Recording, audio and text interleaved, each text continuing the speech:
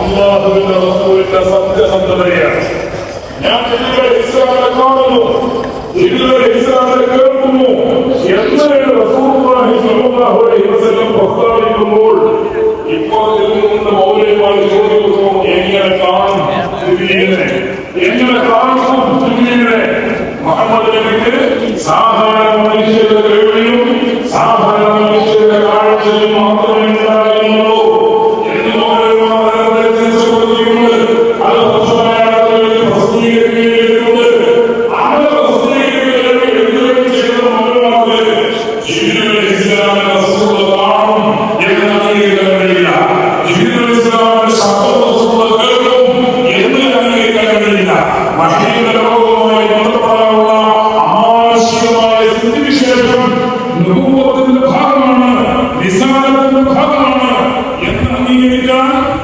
മുജാഹിദുകൾക്ക് സാധിക്കുകയില്ല. കാരണം അവർ അതെല്ലാം നേരത്തെ ചോദ്യം ചെയ്തിരിക്കുന്നു.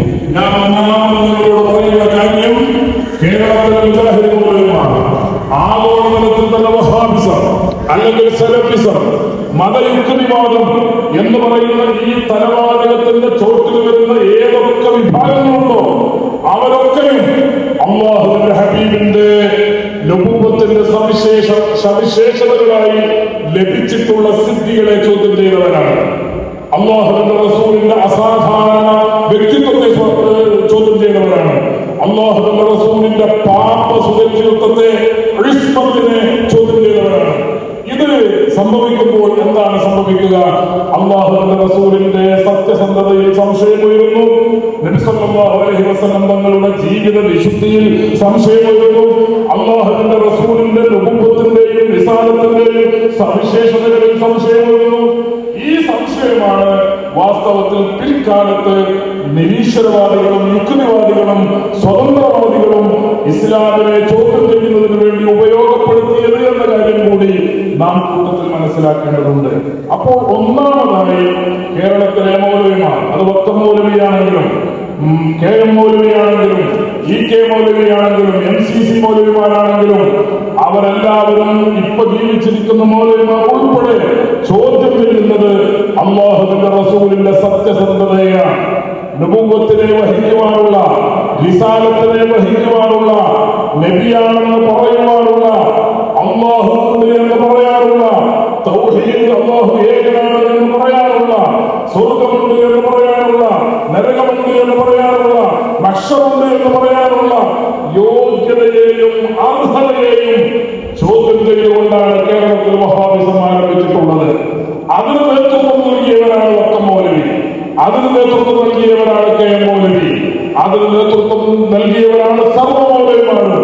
അവരെല്ലാവരും അല്ലാഹുവിന്റെ റസൂലിന്റെ സത്യസന്ധതയെ ചോദ്യം ചെയ്തുകൊണ്ട്, റസൂലുള്ളാഹി തങ്ങളുടെ റിസാലത്തിന്റെ സവിശേഷതകളെ ചോദ്യം ചെയ്തുകൊണ്ട്, നബുവത്തിന്റെ പ്രത്യേകതകളെ ചോദ്യം ചെയ്തുകൊണ്ടാണ് രംഗത്ത് വന്നിട്ടുള്ളത് എന്ന അടിസ്ഥാന കാര്യം ഞാൻ ഒന്നാമതായി സൂചിപ്പിക്കാൻ കാരണം, അല്ലാഹുവിന്റെ ദീന് നമുക്ക് പഠിപ്പിച്ചു തരുന്നത് റസൂലുള്ളാഹി സ്വല്ലല്ലാഹു അലൈഹി വസല്ലം തങ്ങളാണ്. അല്ലാഹുവിന്റെ റസൂലിന് അത് പഠിപ്പിച്ചു കൊടുക്കുന്നത് ജിബ്രീൽ അലൈഹിസ്സലാമാണ്. നമുക്കറിയാം, നബി സല്ലല്ലാഹു അലൈഹി വസല്ലം തങ്ങൾ അല്ലാഹുവിന്റെ ദീനിന്റെ നിയമങ്ങൾ നമ്മെ വിളിച്ചു കൂട്ടി ഒരിക്കൽ പ്രസംഗിച്ചു തന്നതല്ല. നമ്മെ ആരെയും നബി സല്ലല്ലാഹു അലൈഹി വസല്ലം കണ്ട് നമുക്ക് കാര്യങ്ങൾ വിശദീകരിച്ചു തന്നിട്ടില്ല. അല്ലാഹുവിന്റെ റസൂല് ദീനിന്റെ കാര്യങ്ങൾ പറഞ്ഞു കൊടുക്കുന്നത് സ്വഹാബത്തിനാണ്. സ്വഹാബത്ത് റളിയല്ലാഹു അൻഹു, സ്വഹാബത്ത് എന്ന് പറയുന്നത് ആ കാലത്ത് റസൂലുള്ളാഹിന്റെ കാലത്ത് ജനിച്ച, അന്ന് ആ കാലത്ത് ജീവിച്ച ഒരു കൂട്ടം മനുഷ്യര് എന്നല്ല ഇസ്ലാമിന്റെ സ്വഹാബത്തിനോടുള്ള കാഴ്ചപ്പാട്. സ്വഹാബത്ത് നബി സല്ലല്ലാഹു അലൈഹി വസല്ലം തങ്ങളുടെ ശിഷ്യന്മാരാകാൻ അല്ലെങ്കിൽ സ്വഹാബികളാകാൻ പ്രത്യേകമായി തിരഞ്ഞെടുക്കപ്പെട്ട വിഭാഗമാണ്. ആ തിരഞ്ഞെടുക്കപ്പെട്ട സ്വഹാബത്തിന്റെ മുമ്പിലാണ് നബി സല്ലല്ലാഹു അലൈഹി വസല്ലം ദീനിന്റെ നിയമങ്ങൾ പറയുന്നത്. രണ്ടാമത് കേരളത്തിലെ മൗലവി കൂട്ടം ചെയ്ത ഗുരുതരമായ തെറ്റ്, നേരത്തെ ഒന്നാമത്തെ തെറ്റ് പറഞ്ഞു മറക്കാൻ പാടില്ല. ദീനിനെ ലഭിച്ച ഏറ്റവും വലിയ ക്ഷണം അല്ലാഹുവിന്റെ റസൂലിന്റെ സത്യസന്ധതയെ ചോദ്യം ചെയ്തു. നബി സല്ലല്ലാഹു അലൈഹി വസല്ലമയുടെ റിസാലത്തിന്റെ സവിശേഷതകളെ ചോദ്യം ചെയ്തു. നബുവത്തിന്റെ സവിശേഷതകളെ ചോദ്യം ചെയ്തു. അങ്ങനെ ഇസ്ലാമിന്റെയും ഖുർആനിന്റെയും ശരീഅത്തിന്റെയും അഡ്രസ്സിനെയും മേൽവിലാസത്തെയും ചോദ്യം ചെയ്തുകൊണ്ടാണ് കേരളത്തിൽ വഹാബിസം പ്രവർത്തനം ആരംഭിച്ചത്, ലോകത്താകെയും വഹാബിസം പ്രവർത്തനം ആരംഭിച്ചിട്ടുള്ളത് എന്ന കാര്യം മൗലവിമാരെ വെളുപ്പിക്കാൻ ശ്രമിക്കുന്നവർ ഓർത്തിരിക്കണം. രണ്ടാമത് അവർ ചോദ്യം ചെയ്തത് മുസ്ലിമുകൾ വിശ്വസിക്കുന്ന പ്രധാനപ്പെട്ട ഒരു കാര്യമുണ്ട്. അതെന്താണ്? അത് വിശ്വസിച്ചെങ്കിൽ മാത്രമേ ഇസ്ലാം നമുക്ക് ലഭിക്കുകയുള്ളൂ, തൗഹീദ് നമുക്ക് ലഭിക്കുകയുള്ളൂ, ഖുർആൻ നമുക്ക് ലഭിക്കുകയുള്ളൂ. ഏതാണ് രണ്ടാമത്തെ കാര്യം? ഏറ്റവും പ്രധാനപ്പെട്ട കാര്യം നബി സല്ലല്ലാഹു അലൈഹി വസല്ലം തങ്ങളുടെ സ്വഹാബിമാരുടെ സത്യസന്ധതയെ അംഗീകരിക്കണം. അല്ലാഹുവിന്റെ റസൂലിന്റെ സ്വഹാബിമാരുടെ സത്യസന്ധതയെ അംഗീകരിക്കണം. രണ്ടാമത് സ്വഹാബത്ത് ഇസ്ലാമിൽ പ്രാമാണികരാണ്, അവരുടെ പ്രാമാണികത അംഗീകരിക്കണം. സ്വഹാബത്തിന്റെ പ്രാമാണികത അംഗീകരിക്കണം, സ്വഹാബത്തിന്റെ സത്യസന്ധത അംഗീകരിക്കണം. ഇസ്ലാമിനെ സംബന്ധിച്ചിടത്തോളം സ്വഹാബത്ത് എല്ലാവരും സത്യസന്ധരാണ് എന്ന് എല്ലാ പണ്ഡിതന്മാരും ലോകത്ത് മുസ്ലിമീങ്ങളുടെ ഇജ്മാഅാണ്, ഏകകണ്ഠമായ അഭിപ്രായമാണ്. സ്വഹാബത്ത് സത്യസന്ധരാണ്, അവരെല്ലാവരും നീതിമാന്മാരാണ്, അവരെ ചോദ്യം ചെയ്തുകൂടാ എന്നത് ഇസ്ലാമിക ലോകത്ത് അംഗീകരിക്കപ്പെട്ട യാഥാർത്ഥ്യമാണ്.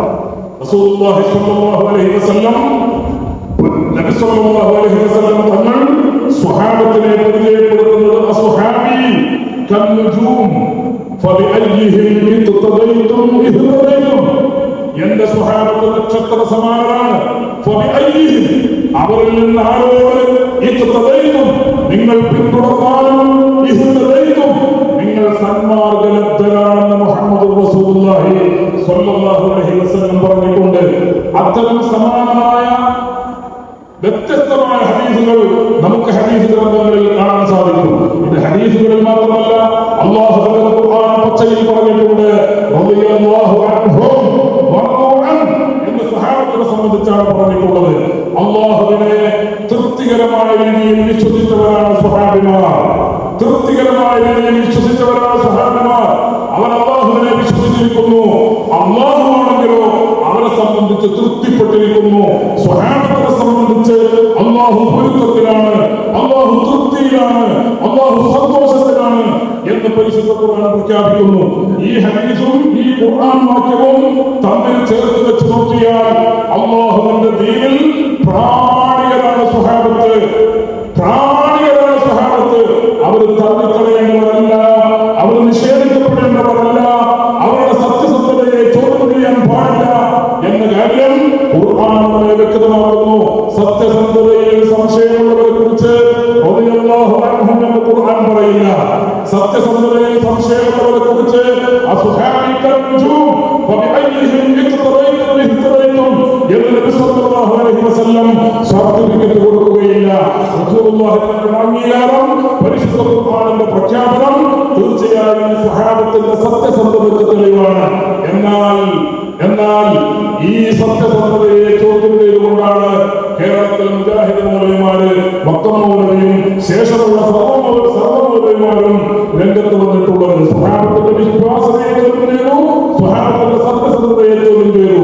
സ്വഹാബത്തിന്റെ സത്യസന്ധതയെ മാത്രമല്ല, സ്വഹാബത്തിന്റെ പ്രാമാണികതയെ ചോദ്യം ചെയ്തു. സ്വഹാബത്തിനെ തുലനപ്പെടുത്തിയത് കേരളത്തിലെ മുജാഹിദുകൾ ഏറ്റവും കൂടുതൽ വർദ്ധിക്കുന്ന കേരളത്തിലെ മുസ്ലിം പണ്ഡിതന്മാർ, സമസ്ത കേരളത്തിലെ പണ്ഡിതന്മാർ, കേരളത്തിലെ മുസ്ലിയാക്കന്മാരെ പോലെയാണ് സ്വഹാബത്ത്. കേരളത്തിലെ മുസ്ലിയാക്കന്മാരുടെ വാക്കുകളും അവരുടെ തീരുമാനങ്ങളും ഏത് രൂപത്തിൽ തള്ളപ്പെടണമോ അതേ രൂപത്തിൽ തള്ളിക്കളയേണ്ടതാണ് സ്വഹാബത്തിന്റെ തീരുമാനങ്ങൾ എന്ന് പച്ചമലയാളത്തിൽ എഴുതി വെച്ച് സ്വഹാബത്തിന്റെ പ്രാമാണികതയെ ചോദ്യം ചെയ്തവരാണ് കേരളത്തിലെ മുജാഹിദ് മൗലവിമാർ. രണ്ടാമത് സ്വഹാബത്തിന്റെ സത്യസന്ധതയെ ചോദ്യം ചെയ്തു. എത്രത്തോളം പരിതാപകരമായ പ്രസ്താവനകൾ സ്വഹാബത്തിനെ സംബന്ധിച്ച് നടത്തി. അവർ ഇസ്ലാമിലേക്ക് ജൂദായിസം നടത്തിക്കൂട്ടിയവരാണ്, ഇസ്ലാമിലേക്ക് ജൂദായിസം നടത്തിക്കൂട്ടിയവരാണ് സ്വഹാബത്ത് എന്ന് കേരളത്തിലെ മുജാഹിദ് മൗലവിമാർ പച്ചമലയാളത്തിൽ എഴുതി വെച്ചു. അത് പ്രചരിപ്പിച്ചു. 40 കൊല്ലത്തിന് ശേഷം മാപ്പ് പറഞ്ഞ് കുടുങ്ങിയ മൗലവിമാർ വരെ ഈ പ്രസ്താവനകൾ പ്രചരിപ്പിച്ചവരാണ്. അല്ലാഹുവിന്റെ റസൂലിന്റെ സ്വഹാബത്ത് ദീനിൽ ജൂദായിസം പ്രസ്താവനയുണ്ട്. പിന്നീട് പലരും അത് പറയാൻ തുടങ്ങി. അബൂ ഹുറൈറ റളിയല്ലാഹു അൻഹു അല്ലാഹുവിന്റെ റസൂലിന്റെ സന്തത സഹചാരിയാണ്. നബി സല്ലല്ലാഹു അലൈഹി വസല്ലമയോട് ഒപ്പം ജീവിച്ചാണ്. പട്ടിണിയും അർദ്ധപട്ടിണിയുമാണ്. എന്തിനു വേണ്ടി? എഴുതി പഠിക്കാൻ, ഹദീസുകൾ പഠിക്കാൻ. അങ്ങനെ ആയിരക്കണക്കിന് ഹദീസുകൾ നമുക്ക് റിപ്പോർട്ട് ചെയ്തുവന്ന മഹാനായ അബൂ ഹുറൈറ റളിയല്ലാഹു അൻഹു ജൂതനാണെന്നും ഇസ്ലാമിലേക്ക് ജൂതായുസം നടത്തിയ വ്യക്തിയാണെന്നും അദ്ദേഹത്തിന്റെ കുരുതിയെ എന്തെങ്കിലും എന്റെ കയ്യിൽ കിട്ടിയാൽ ആ എണ്ണിൽ ഞാൻ ചവിട്ടുമെന്നും ചേകനൂർ മൗലവിയെ കൊണ്ട് പറയിപ്പിച്ചത് നേരത്തെ സ്വഹാബത്ത് ജൂതായുസം ഇസ്ലാമിലേക്ക് കടത്തിക്കൂട്ടും എന്ന് എഴുതി വെച്ച മൗലവിമാരാണ്. ആ മൗലവിമാരായിരുന്നു ചേകനൂരിനെ പ്രചോദനം നൽകിയത്. ആ മൗലവിമാരായിരുന്നു സി.എൻ. അഹ്മദ് മൗലവിക്ക് പ്രചോദനം നൽകിയത്.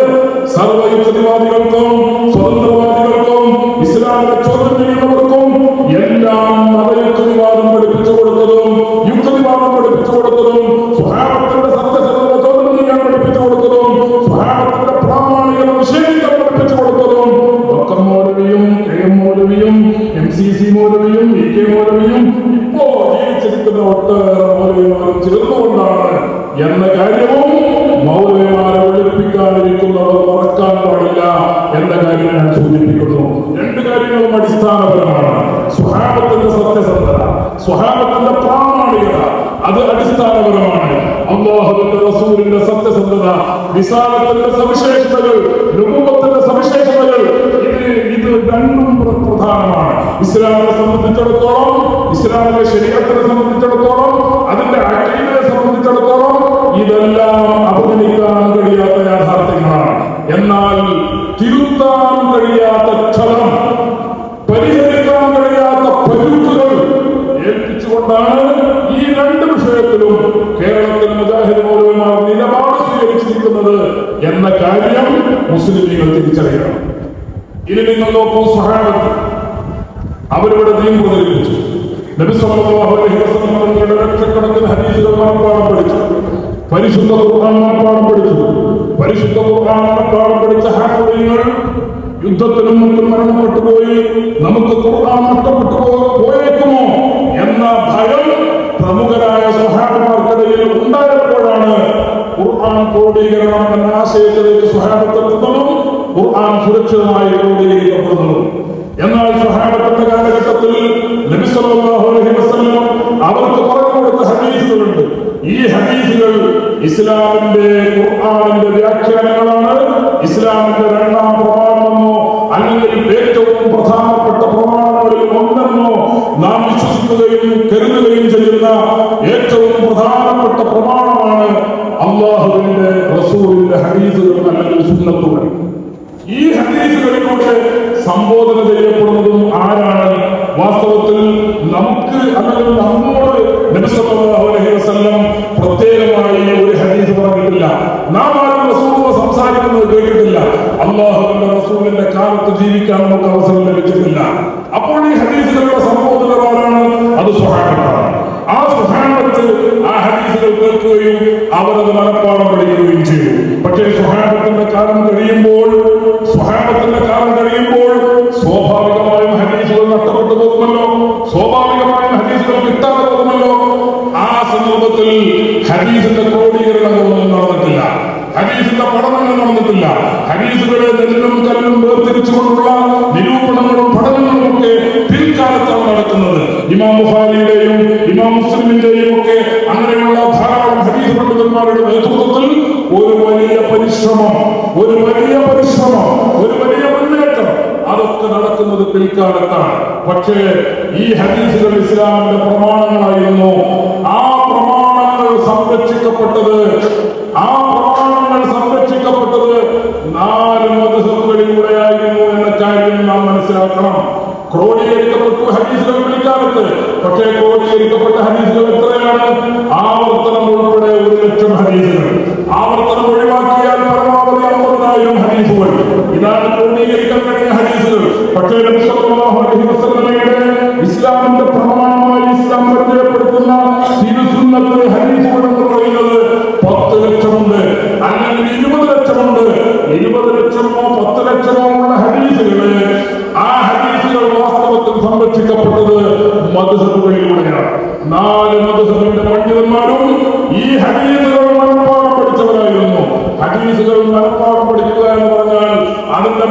വാക്യങ്ങൾ മാത്രം പഠിച്ചു വെക്കുക എന്നതല്ല, മറിച്ച് ആ ഹദീസുകൾ എങ്ങനെ ലഭ്യമായി, ആ ഹദീസിന്റെ സനദ് എന്താണ്, ആ ഹദീസിലുള്ള സനദിലുള്ള റാവിമാർ നിവേദകന്മാരാണ്, അവരുടെ ചരിത്രം എന്താണ്, അങ്ങനെ നിവേദകന്മാരുടെ ചരിത്രം ഉൾപ്പെടെ ഹദീസിന്റെ മുഴുവൻ ഭാഗങ്ങളും പരിപൂർണമായി മനഃപ്പാഠമാക്കി കൊണ്ടു നടക്കുക എന്ന വലിയ കറാമത്തുണ്ട്.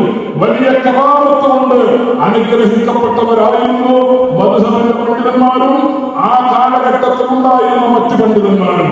മദ്ഹബ് ക്രോഡീകരിച്ചവർ എന്ന നിലയിൽ, കർമ്മശാസ്ത്ര മാർഗങ്ങൾ ക്രോഡീകരിച്ചവർ എന്ന നിലയിൽ നമ്മൾ 4 മദ്ഹബിന്റെ ഇമാമുകളെ പ്രത്യേകം അറിയുകയും പ്രത്യേകം അവരെ കുറിച്ച് പഠിക്കുകയും ചെയ്യുന്നു. എന്നാൽ ആ കാലഘട്ടത്തിൽ ഉണ്ടായിരുന്ന മഹാന്മാരായ പണ്ഡിതന്മാരിൽ പലരും ലക്ഷക്കണക്കിന് ഹദീസുകൾ മനഃപ്പാഠമുള്ളവരായിരുന്നു. ആ കൂട്ടത്തിൽ ഏറ്റവും പ്രമുഖരാണ് നമ്മുടെ 4 മദ്ഹബിന്റെ ഇമാമുകൾ. അവർക്ക് ഈ ഹദീസുകളൊക്കെ മനഃപ്പാഠമുണ്ടായിരുന്നു. ആ ഹദീസുകളുണ്ട്, പരിശുദ്ധ ഖുർആനുണ്ട്, അതോടൊപ്പം ഇജ്മാഇന്റെ ഖിയാസുണ്ട്. ഈ 4 പ്രമാണങ്ങളും വെച്ചുകൊണ്ട് അല്ലാഹുവിന്റെ ദീനിന്റെ നിയമങ്ങളെ, ശരീഅത്തിന്റെ നിയമങ്ങളെ ക്രോഡീകരിച്ചവരാണ് മദ്ഹബിന്റെ ഇമാമുകൾ. ഒരു നിയമം പറയുമ്പോൾ ആ നിയമം ഏതെല്ലാം പ്രമാണങ്ങൾക്ക് വിധേയമാണ്? പരിശുദ്ധ ഖുർആൻ അതിന് വിധേയമാണ്. 10 ലക്ഷം ഹദീസുകൾ അതിന് വിധേയമാണ്. ഇജ്മാഇന് വിധേയമാണ്, ഖിയാസിന് വിധേയമാണ്. ആവശ്യമുള്ള സ്ഥലങ്ങളിൽ ഓരോ പ്രമാണവും ഉപയോഗപ്പെടുത്തി എല്ലാ പ്രമാണങ്ങളെയും വിലയിരുത്തി അവലോകനം ചെയ്ത് ഒന്നിനെതിരാകാതെ നാസ് ചെയ്ത് മൻസൂഖ് ചെയ്ത് ഇതെല്ലാം പരിശോധിച്ച് പരിശുദ്ധ ഖുർആനിൽ നിന്നും തിരുസുന്നത്തിൽ നിന്നും നിദാന നിയമങ്ങൾക്കനുസൃതമായി സ്വന്തമായി വിധികൾ നിർദ്ധാരണം ചെയ്തെടുക്കാൻ കഴിവുള്ള ഗവേഷണ പടുക്കളായ മഹാപണ്ഡിതന്മാരെ കുറിച്ചാണ് മുജ്തഹിദ് മുത്ലഖുകൾ എന്ന് നാം പറയുന്നത്. ഖുർആനിൽ നിന്നും സുന്നത്തിൽ നിന്നും നേരിട്ട് വിധികൾ കണ്ടെത്താൻ കഴിയുന്ന മഹാപവറുള്ള ശക്തിയുള്ള വൈജ്ഞാനികമായ വലിയ കരുത്തുള്ള മഹാപണ്ഡിതന്മാരെ കുറിച്ചാണ് മുജ്തഹിദ് മുത്ലഖ് എന്ന് പറയുക. ഇമാം ശാഫിഈ മുജ്തഹിദ് മുത്ലഖായിരുന്നു. ഇമാം അബൂ ഹനീഫ കൂഫി മുജ്തഹിദ് മുത്ലഖായിരുന്നു. ഇമാം മാലിക് ഹംബലി ഇമാമുകൾ അവരൊക്കെ മുജ്തഹിദ് മുത്ലഖുകളായിരുന്നു. ഈ 4 മദ്ഹബുകളിൽ ഭദ്രമായിരുന്നു ഇസ്ലാമിന്റെ ഐക്യം. ഇസ്ലാമിന്റെ നേതൃതലം എന്ന് പറയുന്നത് ഈ 4 മദ്ഹബുകളാണ്. ഈ 4 മദ്ഹബുകൾക്കുള്ളിൽ ഒതുങ്ങിയിരുന്നു മുസ്ലിമീങ്ങളുടെ അഭിപ്രായ വ്യത്യാസങ്ങൾ. മുസ്ലിമീങ്ങളുടെ ഐക്യം അവിടെ ഭദ്രമായിരുന്നു. മുസ്ലിമീങ്ങളുടെ ദീന് അവിടെ ഭദ്രമായിരുന്നു. അങ്ങനെയാണ് നൂറ്റാണ്ടുകളോളം ഈ മദ്ഹബുകളുടെ നേതൃത്വം അംഗീകരിച്ചുകൊണ്ടാണ് ലോകത്ത് മുസ്ലിമീങ്ങൾ ജീവിച്ചു വന്നത്. എന്നാൽ കേരളത്തിൽ മൗലവിമാർ ഇപ്പൊ പഠിപ്പിച്ചെടുക്കാൻ വേണ്ടി ശ്രമിച്ചുകൊണ്ടിരിക്കുന്ന മൗലവിമാരുണ്ടല്ലോ, ഈ മൗലവിമാർ മൂന്നാമതായി ചോദ്യം ചെയ്തത് ഇസ്ലാമിന്റെ ഏറ്റവും പ്രധാനപ്പെട്ട അനുഗ്രഹം ഈ മദ്ഹബുകളായിരുന്നു. ഏറ്റവും പ്രധാനപ്പെട്ട ഖുർആനും സുന്നത്തും ഇജ്മാഉം ഖിയാസും അതെല്ലാം പ്രമാണമായി സ്വീകരിച്ചുകൊണ്ട്, നേരത്തെ ഞാൻ പറഞ്ഞല്ലോ 10 ലക്ഷം ഹദീസുകളുള്ളതിൽ 1 ലക്ഷമേ പിൽക്കാലത്ത് പണ്ഡിതന്മാർക്ക് ക്രോഡീകരിക്കാൻ സാധിച്ചിട്ടുള്ളൂ. അവശേഷിക്കുന്ന 9 ലക്ഷം ഹദീസുകളുണ്ട്. ആ 9 ലക്ഷം ഹദീസുകളെ ഗ്രന്ഥങ്ങളിലൂടെ, ഫിഖ്ഹ് ഗ്രന്ഥങ്ങളിലൂടെ, കർമ്മശാസ്ത്രത്തിലൂടെ സംരക്ഷിച്ചത് മഹാന്മാരായ മുജ്തഹിദ് മുത്ലഖുകളായ ഈ 4 പണ്ഡിതന്മാരാണ്. അവരെ ചോദ്യം ചെയ്യുക എന്നതിന്റെ അർത്ഥം, അവരെ അവിശ്വസിക്കുക എന്നതിന്റെ അർത്ഥം ഇസ്ലാമിന്റെ പ്രമാണങ്ങളെ അവിശ്വസിക്കുക എന്നതാണ്, ഖുർആനിനെ അവിശ്വസിക്കുക എന്നതാണ്, ഹദീസിനെ അവിശ്വസിക്കുക എന്നതാണ്. ആ ദുരന്തമാണ്, അല്ലെങ്കിൽ അങ്ങനെയുള്ള ഒരു വലിയ അപരാധമാണ് കേരളത്തിൽ മൂന്നാമതായി മൗലവിമാർ ചെയ്യപ്പെടുന്നത്. മദ്ഹബുകളെ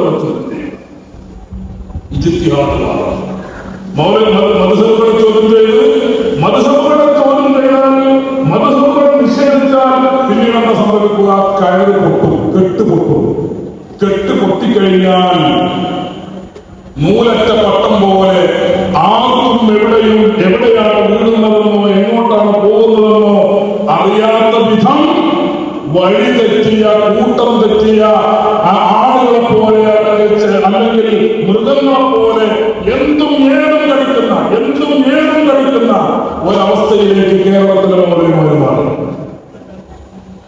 ഇജ്തിഹാദ് ഇജ്തിഹാദ് സാധാരണ നടത്താറുള്ളത് കർമ്മശാസ്ത്രത്തിലാണ്. പക്ഷെ മൗലവിമാർ ഈ അഖീദയിലും ഇജ്തിഹാദ് നടത്തി. അഖീദയിൽ ഇജ്തിഹാദ് നടത്തി. 100 കൊല്ലം മുമ്പുള്ള തൗഹീദാണ് ഉള്ളത്. 100 കൊല്ലം മുമ്പുള്ള തൗഹീദല്ലോ. ആദ്യം വന്ന സമയത്ത് മുജാഹിദുകൾക്ക് 2 തൗഹീദ് ഉണ്ടായിരുന്നു, ഉലൂഹിയ്യത്തിലും റുബൂബിയ്യത്തിലുള്ള തൗഹീദ്. അത് സംബന്ധിച്ച വിശദീകരണം ഇവിടെ മഗ്‌രിബിന് ശേഷം നടക്കുന്ന പ്രസംഗത്തിൽ നിങ്ങൾക്ക് കേൾക്കാം. ഞാൻ സൂചിപ്പിക്കുന്ന കാര്യം ഈ ഉലൂഹിയ്യത്തിലും റുബൂബിയ്യത്തിലുമുള്ള തൗഹീദ് അത് പരിശുദ്ധ ഖുർആനോ സുന്നത്തോ പറഞ്ഞിട്ടുള്ളതല്ല, സ്വന്തം ഗവേഷണത്തിലൂടെ കണ്ടെത്തിയതാണ്. പക്ഷേ 2002-ലോ 2001-ലോ കേരളത്തിലെ മുജാഹിദ് മൗലവിമാർ പുളിക്കൽ മദീനത്തുൽ അറബി കോളേജിൽ വെച്ച് യോഗം ചേർന്നിട്ട് തൗഹീദിന് 3ാമത്തെ ഉദാഹരണം ഗവേഷണം നടത്തുകയാണ്. തൗഹീദും അഖീദയിലും വിശ്വാസ കാര്യങ്ങളിലും ഗവേഷണം നടത്തുകയാണ്. തൗഹീദുൽ അസ്മാഇ വസ്സിഫാത്ത്, നാമവിശേഷണങ്ങളിലെ തൗഹീദ് എന്ന് പറഞ്ഞ 3 തൗഹീദ്. ഈ 3 തൗഹീദും അങ്ങനെ ഉരുണ്ട് പറഞ്ഞ് മുന്നോട്ട് പോകുമ്പോഴാണ് 1940-കളിൽ ജമാഅത്തെ ഇസ്ലാമി വരുന്നത്. അവർക്ക് തോന്നി ഈ 3 തൗഹീദ് പോരാ, 4ാമത്തെ ഒരു തൗഹീദ് കൂടി വേണം. അത് തൗഹീദുൽ ഹാക്കിമിയ്യത്ത് എന്ന പേരിൽ, ഹാക്കിമിയ്യത്തുൽ തൗഹീദ് എന്ന് പറഞ്ഞാൽ അവർക്ക് ഭരണം വേണമായിരുന്നു, അവർക്ക് രാഷ്ട്രീയം വേണമായിരുന്നു, അവർക്ക് അധികാരം വേണമായിരുന്നു. അതുകൊണ്ട് അവരുടെ അധികാര താല്പര്യങ്ങൾക്കും രാഷ്ട്രീയ താല്പര്യങ്ങൾക്കും വേണ്ടി തൗഹീദിനെ വളച്ചൊടിച്ച് വ്യാഖ്യാനിച്ച് ഒരു പുതിയ തൗഹീദ് കൂടി സൃഷ്ടിച്ചു. മുജാഹിദുകൾക്ക് ചോദ്യം ചെയ്യാൻ പറ്റിയില്ല. ചോദ്യം ചെയ്യാനുള്ള ധാർമ്മികമായ അധികാരം ഉണ്ടായിരുന്നില്ല. കാരണം നേരത്തെ ഈ തൗഹീദിനെ വിഭജിക്കുകയും വക്രീകരിക്കുകയും ചെയ്തവരാണ് കേരളത്തിലെ മുജാഹിദുകൾ. അതുകൊണ്ട് ജമാഅത്തെ ഇസ്ലാമി തൗഹീദ് 4ആക്കി പ്രഖ്യാപിച്ചപ്പോൾ മുജാഹിദുകൾക്ക് മിണ്ടാൻ പറ്റിയില്ല. അങ്ങനെ ജമാഅത്തെ ഇസ്ലാമിയുടെ കാഴ്ചപ്പാട് പ്രകാരം മുജാഹിദുകൾ മുശ്രിക്കുകളായി. മുജാഹിദിന്റെ വിശ്വാസപ്രകാരം ജമാഅത്തെ ഇസ്ലാമി മുശ്രിക്കായി. കുറച്ചു കാലം കഴിഞ്ഞപ്പോഴാണ് ചെയ്യുന്നത് പോലെ വന്നത്. അദ്ദേഹം പറഞ്ഞു, നിങ്ങൾ 3 കൂട്ടർ മുശ്രിക്കുകളാണ്. എന്റെ കാരണം ഇജ്തിഹാദ്, മുജാഹിദുകളുടെ ഇജ്തിഹാദ് തൗഹീദ് 3 ജമാഅത്തെ ഇസ്ലാമി ഇജ്തിഹാദ് ചെയ്തപ്പോ തൗഹീദ് 4 ഖുർആനിൽ ഇജ്തിഹാദ് നടത്തിയപ്പോൾ ജമാഅത്തെ ഇസ്ലാമിയും മുജാഹിദുകളും കാഫിറാകുന്ന അല്ലെങ്കിൽ മുശ്രിക്കാകുന്ന സ്ഥിതിയിലേക്ക് അദ്ദേഹത്തിന്റെ ഗവേഷണം വളർന്നു. അങ്ങനെ സഹോദരന്മാരെ, അഖീദയുടെ വിഷയത്തിൽ പോലും ഗവേഷണം നടത്തി കാലാകാലങ്ങളിൽ മാറ്റങ്ങൾ വരുത്തി. ഇപ്പൊ നിങ്ങൾ നോക്കൂ, തൗഹീദ് പറയാൻ വേണ്ടി, ഖുർആനും സുന്നത്തും മാത്രം പറയാൻ വേണ്ടി രംഗത്ത് വന്ന മുജാഹിദുകൾക്ക് ഇപ്പോഴും തൗഹീദ് തീരുമാനമായിട്ടില്ല എന്ന കാര്യം നിങ്ങൾക്കറിയാമല്ലോ. 100 കൊല്ലമായി മുസ്ലിം ലീഗ് തൗഹീദിലേക്ക് മടങ്ങാൻ പറയുന്നവർക്ക് സ്വന്തം തൗഹീദ് തീരുമാനമാക്കാൻ സാധിച്ചിട്ടില്ല. പലരും പരസ്പരം അങ്ങോട്ടും ഇങ്ങോട്ടും കാഫിറാക്കിക്കൊണ്ടിരിക്കുന്ന, മുശ്രിക്കാക്കിക്കൊണ്ടിരിക്കുന്ന, ശിർക്ക് ആലോചിച്ചുകൊണ്ടിരിക്കുന്ന ദുരന്തം കേരളത്തിലെ മുജാഹിദുകൾക്കിടയിൽ നാം കണ്ടുകൊണ്ടിരിക്കുന്നു. ഞാൻ സൂചിപ്പിക്കുന്ന കാര്യം, ഈ മദ്ഹബുകളെ വലിച്ചെറിഞ്ഞപ്പോൾ അഖീദയുടെ ഗവേഷണം നടത്തി മുന്നോട്ട് പോകുന്ന ദുരന്തം സംഭവിച്ചു. മാത്രമോ, കേരളത്തിൽ മുജാഹിദുകൾ പ്രസിദ്ധീകരിച്ച ഒരു പുസ്തകത്തിൽ പറയുന്നത് കേരളത്തിലെ മുജാഹിദ് മൗലവിമാരുടെ ഏറ്റവും വലിയ നേട്ടം, കേരളത്തിലെ കേരളത്തിന്റെ ഏറ്റവും വലിയ നേട്ടം, ലോകത്തെ ഏറ്റവും കൂടുതൽ മുജ്തഹിദ് മുത്ലഖുകളെ സൃഷ്ടിച്ച പ്രസ്ഥാനമാണ് കേരളം എന്നാണ്. കേരളത്തിൽ ലോകത്ത് ഏറ്റവും കൂടുതൽ മുജ്തഹിദ് മുത്ലഖുകൾ എന്ന് പറഞ്ഞാൽ ഷാഫി ഇമാമിനെ പോലെ, അബൂ ഹനീഫ ഇമാമിനെ പോലെ ഖുർആനിൽ നിന്നും സുന്നത്തിൽ നിന്നും നേരിട്ട് ഗവേഷണം നടത്തി വിധികൾ നിർദ്ധാരണം ചെയ്തെടുക്കാൻ പറ്റുന്ന മുജ്തഹിദ് മുത്ലഖുകളെ ഏറ്റവും കൂടുതൽ ലോകത്ത് സൃഷ്ടിച്ചത് കേരളമാണ് എന്ന് മുജാഹിദ് മൗലവിമാർ അവകാശപ്പെട്ടുകൊണ്ടിരിക്കുന്നു. പള്ളിയിൽ ഇമാമത്ത് നിൽക്കുന്നവർ, മദ്രസയിൽ ഇമാമാകുന്നവർ, അതേപോലെ ഇവരുടെ ശുഭകളിൽ പ്രവർത്തിക്കുന്ന മൗലവിമാർ, അങ്ങനെ തുടങ്ങി സർവ്വ ജനറൽ ജാഹിലുകളെയും ഇജ്തിഹാദിന്റെ പേരിൽ മുജ്തഹിദ് മുത്ലഖുകളായി പ്രഖ്യാപിക്കുന്ന ദുരന്തം കേരളത്തിൽ സംഭവിച്ചു. ഞാൻ നിങ്ങളോട് സൂചിപ്പിക്കുന്ന കാര്യം, ഈ മദ്ഹബുകളെ നിഷേധിച്ചതോടെ, നിഷേധിക്കുന്നതോടെ ഒരു മനുഷ്യൻ എത്തിച്ചേരുക പ്രമാണങ്ങളുടെ നിഷേധത്തിലാണ്. പ്രമാണങ്ങളുടെ നിഷേധത്തിലാണ് എത്തിച്ചേരുന്നത്. ആ പ്രമാണ നിഷേധം ഇസ്ലാമിന്റെ പ്രമാണങ്ങളിൽ ഏറ്റവും പ്രധാനപ്പെട്ട ഹദീസുകൾ, ആ ഹദീസുകളെ നിഷേധിക്കുക. ഹദീസുകളെ നിഷേധിക്കുക മാത്രമല്ല, ഈ പറഞ്ഞത് അത് ബുഖാരി പറഞ്ഞാലും ബുഖാരിയുടെ വാക്ക് പറഞ്ഞാലും ഞാൻ സമ്മതിക്കുകയില്ല എന്ന് പറയുന്ന സ്ഥാനത്തേക്ക് മുജാഹിദ് മൗലവിമാർ വളർന്നു, മുജാഹിദ് മൗലവിമാർ ഉയർന്നു, അല്ലെങ്കിൽ അതപ്പതിച്ചു എന്ന് നാം പറയണം. ബുഖാരി ഇമാമിന്റെ ഹദീസ് നിഷേധിക്കുന്നു, അതേപോലെ മുസ്ലിമിന്റെ ഹദീസ് നിഷേധിക്കുന്നു, ലോകത്ത് സർവ്വാംഗീകൃതമായ ഹദീസുകൾ നിഷേധിക്കുന്നു, സുന്നത്തുകൾ തമ്മിൽ പറയുന്നു. എന്തുകൊണ്ടാണ് ഇങ്ങനെ ഒരു ദുരന്തത്തിലേക്ക് കേരളത്തിലെ മുജാഹിദുകൾ എത്തിച്ചേരാൻ കാരണം? ഉത്തരം ഒന്നേ ഉള്ളൂ, മദ്ഹബുകളെ തമ്മിൽ പറഞ്ഞു. മദ്ഹബുകളുടെ ഈ കെട്ടും തറയും അതിന്റെ ഭദ്രതയും തകർത്തുകൊണ്ട് പുറത്തേക്ക് ചാടിയപ്പോൾ പിന്നെ എല്ലാം വിളിച്ചു പറയാനായി. അങ്ങനെ മൗലവിമാർ പലതും വിളിച്ചു പറഞ്ഞുകൊണ്ടിരിക്കുന്നു, പലതും ചെയ്തുകൊണ്ടിരിക്കുന്നു, പലതും ഫത്വ മതവിധികളുടെ പേരിൽ പലതും പുറപ്പെടുവിച്ചുകൊണ്ടിരിക്കുന്നു. മൂന്നാമത്തെ അപകടം കേരളത്തിലെ മൗലവിമാർ അല്ലാഹുവിന്റെ ദീനിനും അവന്റെ ഇസ്ലാമിനും ഏൽപ്പിച്ച ഏറ്റവും വലിയ പരിധികളിലൊന്നാണ് മദ്ഹബുകളെ തമ്മിൽ പറയുക വഴി പ്രമാണങ്ങളുടെ നിഷേധത്തിലേക്ക് കടന്നു. മൂന്ന് കാര്യങ്ങൾ ആലോചിച്ച് നോക്കൂ. ഇസ്ലാം അടിസ്ഥാനപരമായി ലഭിക്കുന്നത് റസൂലുള്ളാഹി പറഞ്ഞതാണ് നമുക്ക്. പക്ഷേ ആ റസൂലുള്ളാഹി സത്യസന്ധത അംഗീകരിച്ചെങ്കിലല്ലേ അല്ലാഹു റസൂൽ പറഞ്ഞത് വിശ്വസിക്കാൻ പറ്റൂ. റസൂലുള്ളാഹി റിസാലത്ത് അംഗീകരിച്ചെങ്കിലല്ലേ റിസാലത്തിന്റെ സവിശേഷതകളും നബുവത്തിന്റെ സവിശേഷതകളും അംഗീകരിച്ചെങ്കിലല്ലേ നമുക്ക് അല്ലാഹുവിന്റെ ദീനിൽ വിശ്വസിക്കാൻ പറ്റൂ. അത് റസൂലുള്ളാഹി പറയുന്നത് സ്വഹാബത്തിനോടാണ്. ആ സ്വഹാബത്തല്ലേ നമുക്ക് തരുന്നത്. എങ്കിൽ ആ സ്വഹാബത്ത് പറയുന്നതിന്റെ സത്യസന്ധത അംഗീകരിക്കേണ്ടതല്ലേ, സ്വഹാബത്തിന്റെ പ്രാമാണികത അംഗീകരിക്കേണ്ടതല്ലേ? ഇത് രണ്ടും നിഷേധിച്ചു ആര്? മൗലവിമാർ. മൂന്നാമത് ഈ ഹദീസുകളും ഖുർആനും ഇജ്മാഉം ഖിയാസും ഇസ്ലാമിന്റെ ചതുർപ്രമാണങ്ങൾ എല്ലാം മുന്നിൽ വെച്ചുകൊണ്ട് ഇസ്ലാമിന്റെ ശരീഅത്ത്, ഇസ്ലാമിന്റെ കർമ്മശാസ്ത്രം നമുക്ക് ക്രോഡീകരിച്ചു തന്നത് ആരാ? മുജ്തഹിദ് മുത്തലഖുകളായ 4 പണ്ഡിതന്മാരാണ്.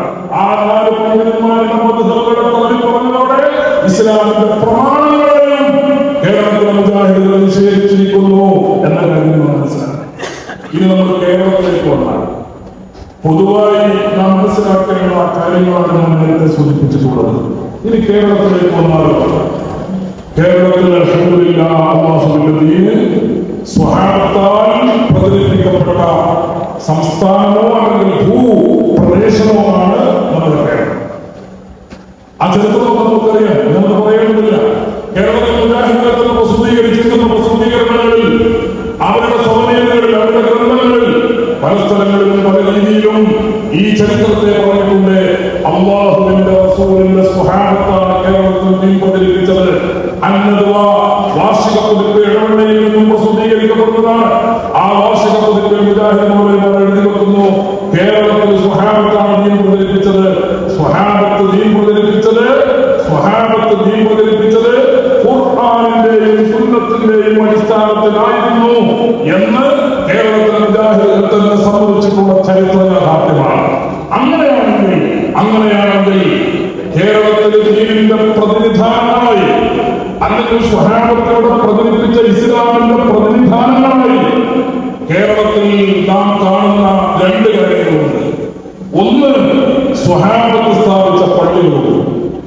സ്വഹാബത്ത് കേരളത്തിൽ നേരിട്ട് സ്ഥാപിച്ച പള്ളികൾ. ആ പള്ളികളിൽ നിസ്കാരം, ആ പള്ളികളിൽ ജുമുഅ, ആ പള്ളികളിൽ ഖുത്ബ, ആ പള്ളികളിൽ കൂട്ടുപ്രാർത്ഥന, അങ്ങനെ തുടങ്ങിയ ആ പള്ളികളിലുള്ള ആരാധനാ കർമ്മങ്ങളൊക്കെയും സ്വഹാബത്ത് നേരിട്ട് ഉദ്ഘാടനം ചെയ്യുകയും സ്വഹാബത്ത് സ്ഥാപിക്കുകയും ചെയ്തിട്ടുള്ളതാണ്. കേരളത്തിലെ മുജാഹിദുകൾ നേരത്തെ ഞാൻ സൂചിപ്പിച്ചല്ലോ, നേരത്തെ പറഞ്ഞല്ലോ, സ്വഹാബത്തിന് സ്വീകാര്യമല്ല. സ്വഹാബത്തിന് അവർ നേരത്തെ തള്ളിക്കളഞ്ഞിട്ടുണ്ട്, സ്വഹാബത്തിന്റെ സത്യസന്ധതയും തള്ളിക്കളഞ്ഞിട്ടുണ്ട്. അതുകൊണ്ട് കേരളത്തിൽ പിന്നീട് 1920-കൾക്ക് ശേഷം മുജാഹിദുകൾ മൗലവിമാർ, മൗലവിയും കെ മൗലവിയും അവരുടെ പ്രവർത്തനം ആരംഭിച്ചപ്പോൾ ഒന്നാമതായി ചെയ്തത് ഈ 10 പള്ളികളിൽ സ്വഹാബത്ത് എന്തെല്ലാം നടപ്പാക്കിയോ അതിനുള്ളവരും ചോദ്യം ചെയ്യുക എന്നതാണ്. സ്വഹാബത്ത് അവിടെ തറാവീഹ് നടപ്പാക്കിയിട്ടുണ്ട്. 20 കൊടുങ്ങല്ലൂരിൽ പോയി നോക്കിക്കോ, കാസർഗോഡ് പോയി നോക്കിക്കോ, സ്വഹാബത്ത് സ്ഥാപിച്ച പള്ളികളിലൊക്കെ ഇപ്പോഴും പോയി നോക്കിക്കോ, അവിടെ തറാവീഹ് 20 കൂട്ടുപ്രാർത്ഥനയുണ്ട്, ജുമാ ഖുത്ബ അറബിയിലാണ്, സ്ത്രീകൾ ജുമാക്ക് വരുന്നില്ല. അങ്ങനെ സ്വഹാബത്തിലൂടെ സ്ഥാപിച്ച മതാചാരങ്ങളുണ്ടല്ലോ, കർമാനുഷ്ഠാനങ്ങളുണ്ടല്ലോ, ആ കർമാനുഷ്ഠാനങ്ങളെയും ആചാരങ്ങളെയും എല്ലാം ചോദ്യം ചെയ്തുകൊണ്ടാണ് കേരളത്തിൽ മുജാഹിദുകളുടെ പ്രവർത്തനം ആരംഭിച്ചത്. കേരളത്തിലെ മുസ്ലിയാക്കന്മാർ ദീനിൽ തെളിവല്ലാത്തതുപോലെ സ്വഹാബിമാരും തെളിവല്ല. അതുകൊണ്ട് സ്വഹാബത്തെ അറബിയിൽ ഖുത്ബ നിർവഹിച്ചു എന്ന് തെളിയിക്കാൻ പോലും അത് സ്വീകരിക്കാൻ പാടില്ല എന്ന് പച്ചമലയാളത്തിൽ മുജാഹിദുകൾ വെച്ചു.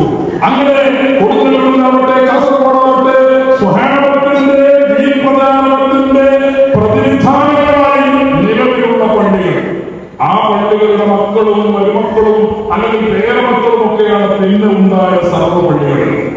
അപ്പോൾ ദീൻ മനസ്സിലാക്കാൻ എന്ത് നോക്കണം?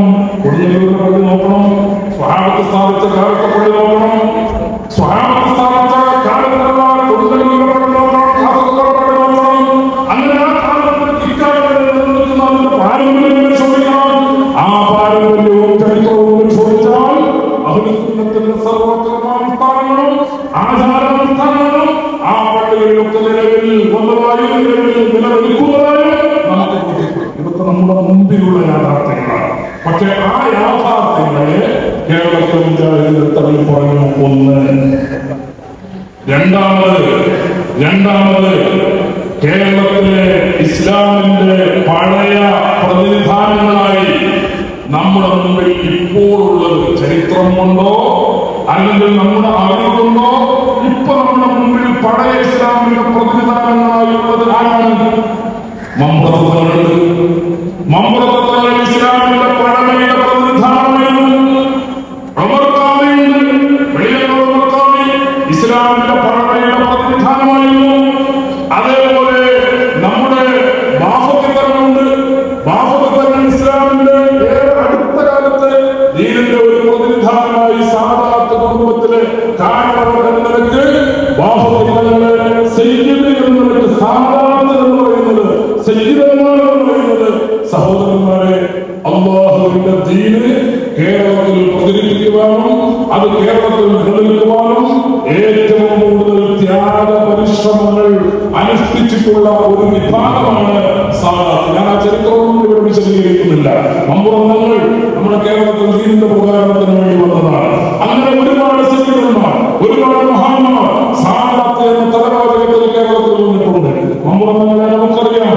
ഉമർ ഖാദി സയ്യിദല്ലെങ്കിലും അല്ലാഹുവിന്റെ ദീനിന്റെ പ്രതിനിധാനമാണ്. ബഹുമാനപ്പെട്ട സയ്യിദുൽ മഖ്ദൂം തങ്ങൾ, മഖ്ദൂം പണ്ഡിതന്മാർ, അവർ അല്ലാഹുവിന്റെ ദീനിന്റെ പ്രതിനിധാനങ്ങളാണ്. ഞാൻ നിങ്ങളോട് ഒരു കാര്യം പറഞ്ഞോട്ടെ.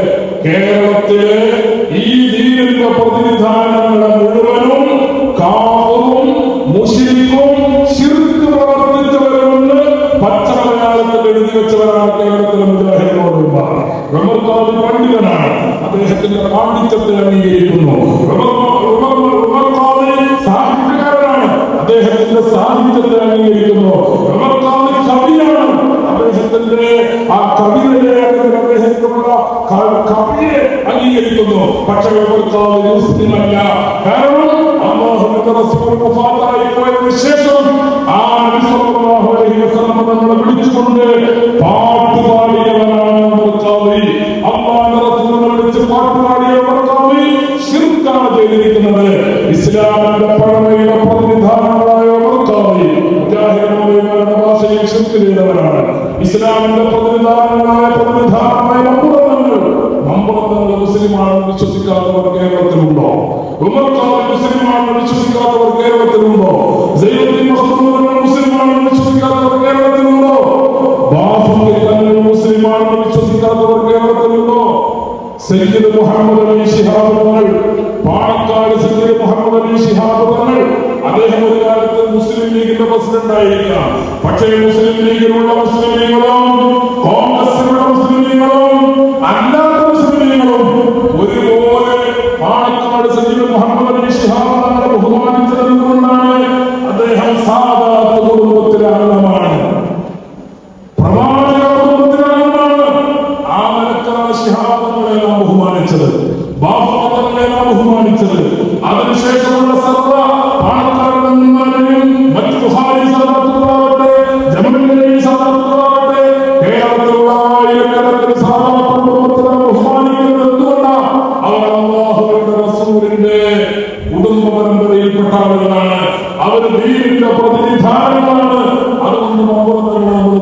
നമ്പറായിരിക്കുന്നു. പക്ഷേ ആ നമ്പർ ശിർക്ക് ചെയ്യുന്ന വ്യക്തിയാണ് എന്നാണ് കേരളത്തിലെ മൗലവിമാർ പറഞ്ഞിട്ടുള്ളത്. നിങ്ങൾക്കറിയാമോ, പാണക്കാട് സയ്യിദ് മുഹമ്മദ് അലി ശിഹാബ് തങ്ങളുടെ വീട് കേരളത്തിലെ ഏറ്റവും വലിയ ശിർക്കിന്റെ കേന്ദ്രമാണെന്നും ആ ശിർക്ക് ജനങ്ങൾക്ക് വേണ്ടി ചെയ്തു കൊടുക്കുന്ന ആളാണ് പാണക്കാട് സയ്യിദ് മുഹമ്മദ് അലി ശിഹാബ് തങ്ങളെന്നും അദ്ദേഹം അറിയാതെ, അദ്ദേഹത്തിന്റെ സമ്മതം കൂടാതെ പാണക്കാട്ടെ തറവാട്ടിൽ പൂമുഖത്ത് നിന്ന് സയ്യിദ് മുഹമ്മദ് അലി ശിഹാബ് തങ്ങൾ ആളുകൾക്ക് മൂലം തിരിച്ചു കൊടുക്കുന്നത്, ആളുകൾക്ക് ചരിത്രം തിരിച്ചു കൊടുക്കുന്നത്, ആളുകൾക്ക് വെള്ളം മന്ത്രിച്ചു കൊടുക്കുന്നത്, അത് വീഡിയോയിൽ പകർത്തി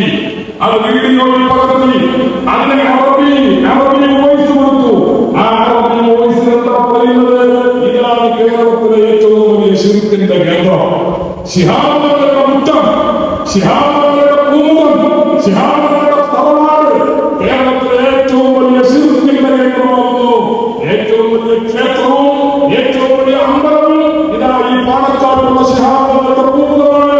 ഇവിടെയാണ് ഏറ്റവും വലിയ ശിർക്ക് നടക്കുന്നത് എന്ന് അറബികൾക്ക് മനസ്സിലാകാൻ വേണ്ടി അറബിയിൽ വോയിസ് ഇട്ട് ശിഹാബ് തങ്ങളുടെ സമ്മതം കൂടാതെ വീഡിയോ ഗൾഫിലൊട്ടാകെ അറബികൾക്കിടയിൽ വിതരണം ചെയ്ത പ്രസ്ഥാനത്തിന്റെ പേരാണ് മുജാഹിദ്. അതിന് നേതൃത്വം കൊടുത്ത മൗലവിമാരെ ആര് പഠിപ്പിക്കാൻ ശ്രമിച്ചാലും പ്രിയപ്പെട്ട തങ്ങളെ അവർ കൊടുക്കൂല. അവരെ പഠിപ്പിക്കാൻ ശ്രമിക്കുന്നവർ കറുത്തു പോകും എന്ന കാര്യം നാം ഓർത്തിരിക്കണം. ഇന്ന് ഞാനൊരു കാര്യം പറഞ്ഞത് സമസ്ത കേരളത്തിലേക്കുള്ളതാണ്. സമസ്ത കേരളത്തിലേക്കുള്ളവർക്ക് പഴയ കാലത്ത് കേരളത്തിലെ മുജാഹിദുകളായിട്ട് ചത്തുകൊടുത്തു. എന്തായിരുന്നു ആ ചത്തിന്റെ ഉള്ളടക്കം? ഞങ്ങൾ മുസ്ലിം ഐക്യവേദി എന്ന പേരിൽ ഒരു വേദി രൂപീകരിക്കുന്നു. അതുകൊണ്ട് മുസ്ലിം ഐക്യവേദിയിലേക്ക് പ്രതിനിധികളായി സമസ്തയുടെ ഉലമാക്കളെ പറഞ്ഞയക്കണം. ഇതായിരുന്നു കത്തിന്റെ ഉള്ളടക്കം. സമസ്തയുടെ പ്രതിനിധിത്വ ഉലമ മുശാവറ ചേർന്ന് ആ കത്തിന് മറുപടി. എന്തായിരുന്നു ആ മറുപടിയുടെ ഉള്ളടക്കം? ആ മറുപടിയുടെ ഉള്ളടക്കം ഞങ്ങൾ മുസ്ലിം ലീഗാണെന്ന് ആദ്യം അംഗീകരിക്കുക. സമസ്ത കേരളത്തിലും അത് പ്രതിനിധാനം ചെയ്യുന്ന കേരളത്തിലെ ലക്ഷോപലക്ഷം മുസ്ലിം ലീഗും അവരിൽ മുസ്ലിം ലീഗാണെന്ന് ആദ്യം സമ്മതിക്കുക. അങ്ങനെ സമ്മതിച്ച് മറുപടി തന്നാൽ ഐക്യവേദിയിലേക്ക് വരുന്നതിനെ കുറിച്ച് ഞങ്ങൾ ആലോചിക്കാം എന്ന് വിശാല മറുപടി കൊടുത്തു. സഹോദരന്മാരെ, ഞാൻ ഈ പ്രസംഗിക്കുന്ന ഈ നിമിഷം വരെ, അതിനുശേഷം സമസ്ത കേരളത്തിലുള്ള രണ്ടായി, ഇപ്പോൾ 2 ജമീയത്തുകളും പ്രവർത്തിച്ചുകൊണ്ടിരിക്കുന്നു. പക്ഷേ 2 സമസ്തയുടെ ഓഫീസിലേക്കും ഇന്ന് വരെ നിങ്ങൾ മുസ്ലിം ലീഗാണെന്ന് ഞങ്ങൾ സമ്മതിച്ചിരിക്കുന്നു എന്ന് പറഞ്ഞൊരു മറുപടി കത്ത് ഇന്ന് വരെ വന്നിട്ടില്ല. മുസ്ലിം ലീഗുകളുടെ സമസ്ത കേരളത്തിലുള്ള ഉലമാക്കള് മുസ്ലിം ലീഗാണ് എന്ന് മുജാഹിദ് സമ്മതിക്കുന്നില്ല. ഞാൻ ഒന്നുകൂടി ചോദിച്ചോട്ടെ, ഒരു കാര്യം കൂടി ചോദിച്ചോട്ടെ. വ്യാജ ചരക്കുകൾ ചെലവഴിക്കുന്നതിന് വേണ്ടി സാധാരണ ഉപയോഗിച്ചുകൊണ്ടിരിക്കുന്ന മുജാഹിദ് CH മുഹമ്മദ് കോയ എന്ന് പറഞ്ഞൊരു പുസ്തകം മുമ്പ് കോഴിക്കോട്ട് നിന്ന് പ്രസിദ്ധീകരിച്ചതാണ്. ആ പുസ്തകത്തിൽ സയ്യിദ് മുഹമ്മദ് അലി ശിഹാബ് തങ്ങളുടെ അവതാരിക ഒപ്പിച്ചെടുത്തു. അവതാരിക എഴുതുന്ന പ്രമുഖരൊന്നും വാസ്തവത്തിൽ ആ പുസ്തകം വായിച്ചു നോക്കാറില്ല. പിന്നെ എങ്ങനെയാണ് അവതാരിക കൊടുക്കുന്നത്? ഇത് എഴുതിയ വ്യക്തിയിലുള്ള വിശ്വാസത്തിലാണ്. ആ എഴുതിയ വ്യക്തി എന്നെ ചതിക്കുകയില്ല എന്ന വിശ്വാസം കൊണ്ടാണ് അവതാരിക എഴുതി കൊടുക്കുന്നത്. അങ്ങനെ ഈ പുസ്തകം എല്ലാവരും വായിച്ച് പഠിക്കേണ്ടതാണ് എന്ന രീതിയിൽ നമ്മുടെ മുഹമ്മദ് അലി ശിഹാബ് തങ്ങൾ അവതാരിക എഴുതി. പക്ഷേ പുസ്തകത്തിൽ പറയുന്നതല്ല, ശംസുലമായ മുസ്ലിയാർക്കെതിരെ പച്ചക്കറി, ശംസുലമായ മുസ്ലിയാർക്കെതിരെ പച്ചക്കറി എന്ന പുസ്തകം വായിച്ചെല്ലാവരും പഠിക്കേണ്ടതാണ് എന്ന് സയ്യിദ് മുഹമ്മദ് അലി ശിഹാബ് തങ്ങൾ അവതാരികയിൽ പറയുന്നു. ചതിക്കപ്പെട്ടവരെ, വഞ്ചിച്ചവരെ, അങ്ങനെ സ്ഥാനാർത്ഥിനെ വഞ്ചിക്കുക, സയ്യിദന്മാരെ വഞ്ചിക്കുക, ഇവരെ കേരളത്തിൽ പ്രചരിപ്പിക്കാൻ വേണ്ടി ശ്രമിച്ചുകൊണ്ടിരിക്കുന്ന സാധാരണ തങ്ങന്മാരെ മുന്നിൽ നിർത്താൻ, സാധാരണ മുന്നിൽ നിർത്താൻ, എന്നിട്ട് ഇവരുടെ കറുത്ത ചരക്കുകൾ, ഇവരുടെ വ്യാജ ചരക്കുകൾ സഹോദരന്മാരെ ചെലവഴിക്കാൻ വേണ്ടി ശ്രമിച്ചുകൊണ്ടിരിക്കുക. അതാണ് ഇപ്പോൾ സംഭവിച്ചുകൊണ്ടിരിക്കുന്നത്. ഒരു തലമുറ വഞ്ചിക്കപ്പെട്ടു പോകരുത് എന്ന് ഞങ്ങൾ സഹോദരങ്ങളെയും എല്ലാ ആളുകളെയും എക്കാലത്തും വഞ്ചിച്ചവരാണ് മുജാഹിദുകൾ, എക്കാലത്തും ചതിച്ചവരാണ് മുജാഹിദുകൾ.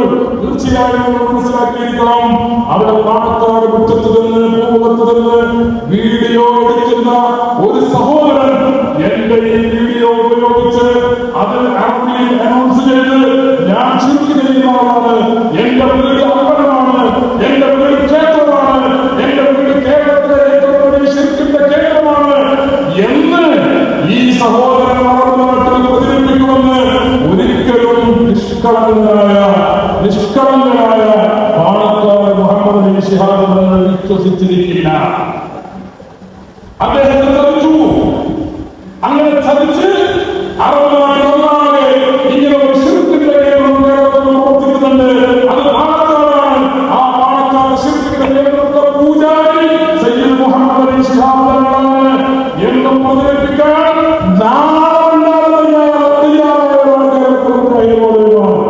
അവരെയാണ് വെളുപ്പിക്കാൻ ശ്രമിക്കുന്നത്. ആര് വെളുപ്പിച്ചാലും അവർ വെളുക്കുകയില്ല എന്ന കാര്യം ഞാൻ സാമൂഹികമായി ഓർമ്മപ്പെടുത്തുന്നു. ഒരു കാര്യം സൂചിപ്പിച്ച് സഹോദരങ്ങളെ ഞാൻ അവസാനിപ്പിക്കുകയാണ്. എന്തുകൊണ്ടാണ് ഇപ്പോൾ മുജാഹിദുകൾക്ക് സാദാത്തിനെ വേണ്ടുന്നത്? എന്തുകൊണ്ടാണ് സയ്യിദന്മാർ വേണ്ടുന്നത്? എന്തുകൊണ്ടാണ് കേരളത്തില് മുജാഹിദിന്റെ ജംഇയ്യത്തുൽ പ്രസിഡന്റായിരുന്നു പിന്നീട് അദ്ദേഹം വൈസ് പ്രസിഡന്റായി. അങ്ങനെ വൈസ് പ്രസിഡന്റായി ഒരുപാട് കാലം പ്രവർത്തിച്ച ഉമർ മൗലവി പറയുന്നത് തങ്ങന്മാര് എന്ന ആശയം തന്നെ ശിയാക്കളുടെ ആശയമാണ്. ആ ശിയാക്കളാണ് തങ്ങന്മാരെന്ന് ആശയപ്പെടുന്നത്. ആ ആശയത്തെ ഏറ്റെടുക്കുകയായിരുന്നു സമസ്തയുടെ ഉലമാ. സമസ്തയും സുന്നികളും കേരളത്തിലെ സുന്നികൾ എന്നാണ് അദ്ദേഹം പറയുന്നത്. കേരളത്തിലെ സുന്നികൾ ഈ ശിയാക്കളുടെ ആശയം ഏറ്റെടുത്തുകൊണ്ടാണ് അങ്ങനെയുള്ള സാദാത്ത് എന്ന ആശയം വന്നത് എന്നാണ് മുജാഹിദിന്റെ വിശ്വാസം. പാണക്കാട് സയ്യിദിന് സാദിഖ് ശിഹാബുകൾ അവര് തങ്ങളാണ്, എന്റെ കുടുംബത്തിൽ പറഞ്ഞ ആളാണ് എന്ന് മുജാഹിദ് വിശ്വാസമില്ല. മുജാഹിദ് വിശ്വാസമില്ല. പാണക്കാട് മുഹമ്മദ് അലി ശിഹാബുകൾ തങ്ങളാണ് എന്ന് വിശ്വാസമില്ല. അങ്ങനെ സാദാത്ത് എന്ന ഒരു ആശയത്തെ തന്നെ നിഷേധിച്ചവരും തള്ളിപ്പറഞ്ഞവരുമാണ് കേരളത്തിലെ മുജാഹിദുകൾ. ഇപ്പന്റെ തങ്ങന്മാരെ കുറിച്ച് നടക്കാൻ കാരണം, ഇപ്പന്റെ തങ്ങന്മാരെ സ്വീകരിക്കാൻ ഒന്നേ ഉള്ളൂ സമുദായത്താൽ, മുസ്ലിം സമുദായത്താൽ കേരളത്തിലെ മുജാഹിദുകൾ വെറുക്കപ്പെട്ടിരിക്കുന്നു, ബഹിഷ്കരിക്കപ്പെട്ടിരിക്കുന്നു. പണ്ട് കേരളത്തിലെ മുജാഹിദുമാരുടെ കാലത്ത് ഒരുപാട് കാലം ഉണ്ടായിരിക്കണം. മുജാഹിദിലേക്ക് ആരും വന്നില്ല. അങ്ങനെയാണ് ലീഗിന്റെ പ്രസിഡന്റാക്കി കേരളത്തിൽ അതുപോലെ സീരിയസായി എല്ലാവരും കൂടി ചേർന്ന് അവരെ നേതൃപദവിയിലേക്ക് കൊണ്ടുവന്നപ്പോഴാണ് സമുദായം ഇങ്ങനെ തിരിഞ്ഞു നോക്കിയത്. ഇപ്പോ സമുദായം കൊണ്ടുപോയിരിക്കുന്നു. കാരണം 100 കൊല്ലമായിട്ട് ഒരു തീരുമാനമായിട്ടില്ല. ആ തീരുമാനക്കാരാണ് തൊഴിലാണ് പറഞ്ഞുകൊണ്ടിരിക്കുന്നത്. എന്ന് മാത്രമല്ല ബുഖാരിമാരുടെ വാർത്തയെ സ്വീകരിക്കില്ല എന്ന് പറയാനിരിക്കുന്നു. സംസദം കുടിക്കുന്നു. സംസദം കുടിക്കുമ്പോ ഒരു പുണ്യവും ഒരു ഗുണവും കിട്ടുന്നുണ്ടല്ലോ. അത് മറന്നു കഴിക്കാൻ പ്രതീക്ഷിക്കുന്നത് ശിർക്കാണ്. അതുകൊണ്ട് കുടിക്കൽ ശിർക്കാണ്.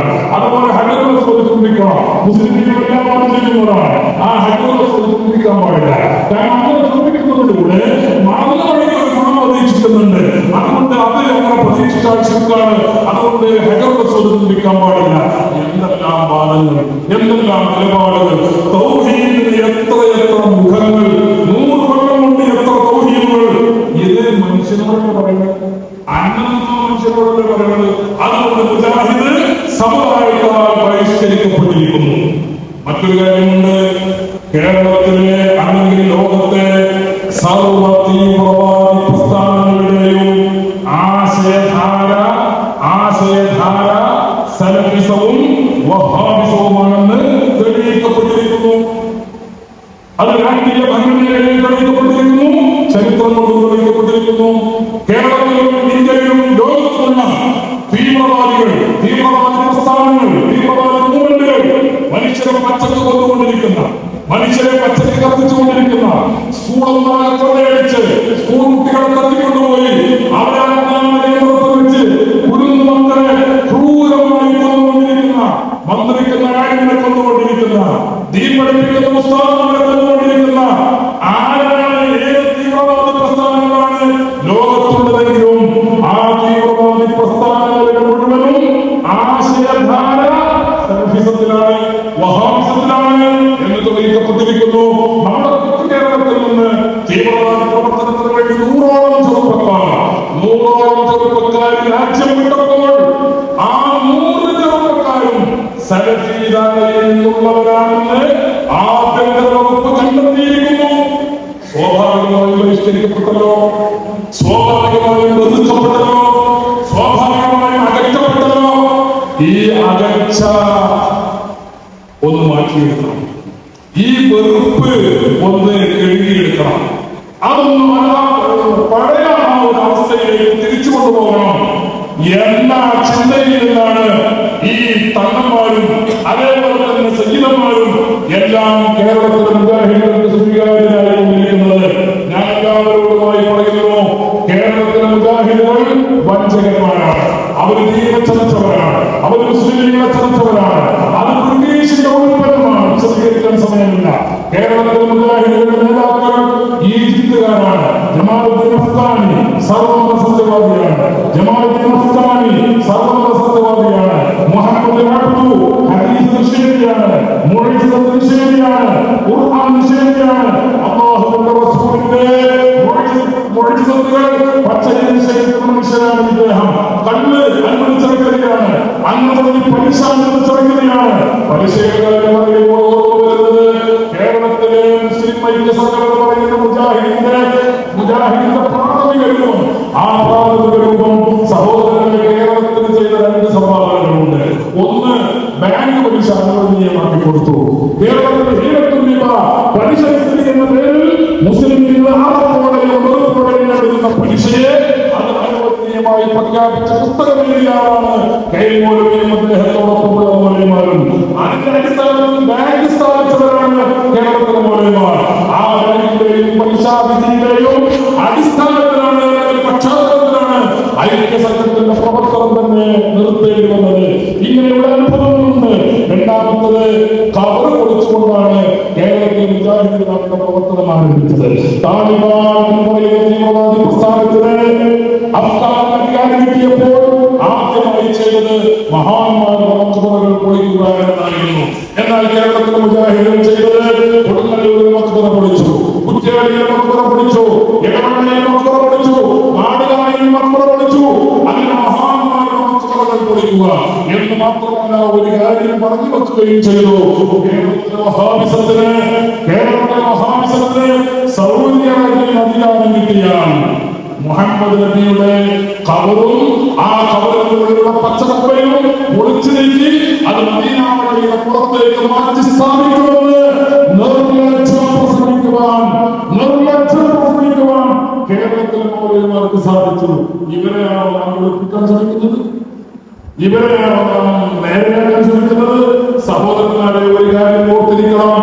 അല്ലാഹുവിന്റെ റസൂലിനെ ചോദ്യം ചെയ്യുന്നവർ, നബി സല്ലല്ലാഹു അലൈഹി വസല്ലമയുടെ സത്യസന്ധതയെ ചോദ്യം ചെയ്യുന്നവർ, അല്ലാഹുവിന്റെ റസൂലിന്റെ റിസാലത്തിന്റെ സവിശേഷതകളെ ചോദ്യം ചെയ്യുന്നവർ, നബുവത്തിന്റെ സവിശേഷതകളെ ചോദ്യം ചെയ്യുന്നവർ, സ്വഹാബത്തിന്റെ പ്രാമാണികതയെ ചോദ്യം ചെയ്യുന്നവർ, സ്വഹാബത്തിന്റെ സത്യസന്ധതയെ ചോദ്യം ചെയ്യുന്നവർ, മദ്ഹബുകളെ തള്ളിപ്പറയുന്നവർ, ഇജ്തിഹാദ് നടത്തുന്നവർ, അങ്ങനെ ഈ ദുരന്തങ്ങൾ, കുറ്റങ്ങൾ, അല്ലാഹുവിന്റെ ദീനിൽ ചെയ്തു കൂട്ടിയ ഈ പാപങ്ങൾ, ഇത് പൊറുക്കാത്ത പാപമാണ്.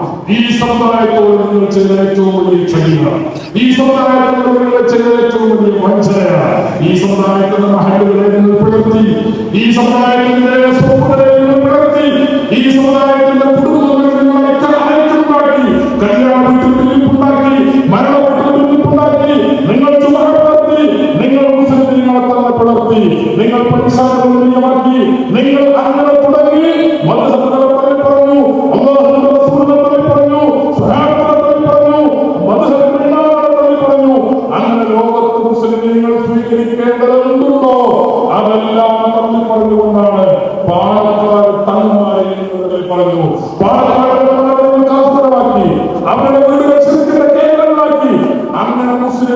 അംഗീകരിക്കുന്ന, മുസ്ലിംകൾ ബഹുമാനിക്കുന്ന സാമൂഹ്യ സംവിധാനങ്ങളെയും വിശ്വാസ പ്രമാണങ്ങളെയും തള്ളിപ്പറഞ്ഞുകൊണ്ടാണ് കേരളത്തിൽ ഇന്നും മുജാഹിദ് പ്രവർത്തിച്ചുകൊണ്ടിരിക്കുന്നത്.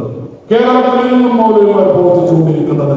സഹോദരന്മാരെ, ഈജിപ്തിൽ നിന്ന് വന്ന മറ്റൊരു മൗലവിയായിരുന്നു ഇവരുടെ നേതാവായി നവോത്ഥാന നായകനായി ഇവർ പരിചയപ്പെടുത്തിയ റഷീദ് കടുത്ത മൊഴിഞ്ഞത് ശരിയല്ലേ? മൊഴിഞ്ഞത് ഖുർആനിൽ പറഞ്ഞില്ലായിരുന്നുവെങ്കിൽ കുറച്ചുകൂടി യൂറോപ്യന്മാർ ഇസ്ലാമിലേക്ക് വരുമായിരുന്നു എന്ന് പറഞ്ഞ് പടച്ചോനെ തിരുത്താൻ ശ്രമിച്ചാണ് റഷീദ്. പടച്ചോനെ തിരുത്താൻ ശ്രമിച്ചാണ് റഷീദ്. ആ റഷീദിനെ നവോത്ഥാനത്തിന്റെയും തൗഹീദിന്റെയും നേതാവായി പറഞ്ഞു നടക്കുന്നവരാണ് കേരളത്തിലെ മുജാഹിദുകൾ. പിന്നീട് നാലാമത് റിയാദിൽ നിന്നും സൗദിയിൽ നിന്നും വന്ന ഇബ്നു അബ്ദുൽ വഹാബ്, അദ്ദേഹം മറ്റൊരു നേതാവ്. ഇത്രയും വലിയ ചോരക്കൊതിയായ ഒരു മനുഷ്യനെ മുസ്ലിം ലോകം കണ്ടിട്ടില്ല. മുസ്ലിം പണ്ഡിതന്മാരെ കൊന്നു, സാധാത്തുക്കളെ കൊന്നു, പ്രബോധകന്മാരെ കൊന്നു, മക്ബറകൾ തകർത്തു, ചോരപ്പുഴ ഒഴുകി, കൊള്ളയടിച്ചു, സ്വത്തുക്കൾ കൊള്ളയടിച്ചു. മുസ്ലിം പണ്ഡിതന്മാരെ കൊന്ന് ആ മക്കയിലുള്ള അഹ്ലുസുന്നത്ത് ജമാഅത്തിനെതിരെ ചോര കൊണ്ട് ഉത്തരം പറഞ്ഞവരാണ് ഇബ്നു അബ്ദുൽ വഹാബ്. ആ ഇബ്നു അബ്ദുൽ വഹാബിന്റെ താവടിയിൽ വന്നതാണ് വാസ്തവത്തിൽ ഇന്ത്യയിലും കേരളത്തിലും ലോകത്തുമുള്ള എല്ലാ സലഫി തീവ്രവാദ മൂവ്മെന്റുകളും എന്ന കാര്യം നമ്മൾ മനസ്സിലാക്കണം. ഇവരെ ആരും പഠിപ്പിച്ചാൽ കൊടുക്കുകയില്ല, നമ്മളാരും പഠിപ്പിച്ചാൽ ഇവർ കൊടുക്കുകയില്ല. അതിന് മാത്രം ഇവരുടെ വേരുകൾ കടന്നു പോയിരിക്കുന്നു, വേരുകൾ കടന്നു പോയിരിക്കുന്നു. റസൂലുള്ളാഹിയാണ് എഴുതിയിരിക്കുന്നത്. റസൂലുള്ളാഹിയെ നിഷേധിക്കുന്നതിലാണ്, അവിടുത്തെ സത്യസന്ധതയെ നിഷേധിക്കുന്നത്, അവിടുത്തെ രൂപത്തിനെ, അതിന്റെ സവിശേഷതയെ നിഷേധിക്കുന്നത്, സഹാബത്തിനെ നിഷേധിക്കുന്നത്, അത് നമ്മളെ പറയുന്നത്, അങ്ങനെ പേരുകളിലാണ് കറുപ്പിരിക്കുന്നത്. അത് തിരുത്താൻ, അത് വെളുപ്പിക്കാൻ ആർക്കും സാധിക്കുകയില്ല എന്ന കാര്യം സൂചിപ്പിച്ചുകൊണ്ട് അഹ്ലുസുന്നത്ത് വൽ ജമാഅത്തിന്റെ ഹഖായ അഖീദ, അതിന്റെ സത്യസന്ധമായ വിശ്വാസം, ആ വിശ്വാസം റസൂലുള്ളാഹി തങ്ങളുടെ സത്യസന്ധത അംഗീകരിക്കുന്നതിനാണ്, സ്വഹാബത്തിന്റെ സത്യസന്ധത അംഗീകരിക്കുന്നതിനാണ്, സ്വഹാബത്തിന്റെ പ്രാമാണികത അംഗീകരിക്കുന്നതിനാണ്, മദ്ഹബിന്റെ പ്രാമാണികത അംഗീകരിക്കുന്നതിനാണ്. ഇതൊക്കെ തള്ളി പറഞ്ഞുകൊണ്ട് മുസ്ലിമായി ജീവിക്കാൻ സാധ്യമല്ല, മുസ്ലിമായി ജീവിക്കാൻ സാധ്യമല്ല എന്ന് ആധികാരികമായും പ്രാമാണികമായും ഈ വേദിയിൽ നിങ്ങളെ ഓർമ്മപ്പെടുത്തി ഞാൻ അവസാനിപ്പിക്കുന്നു.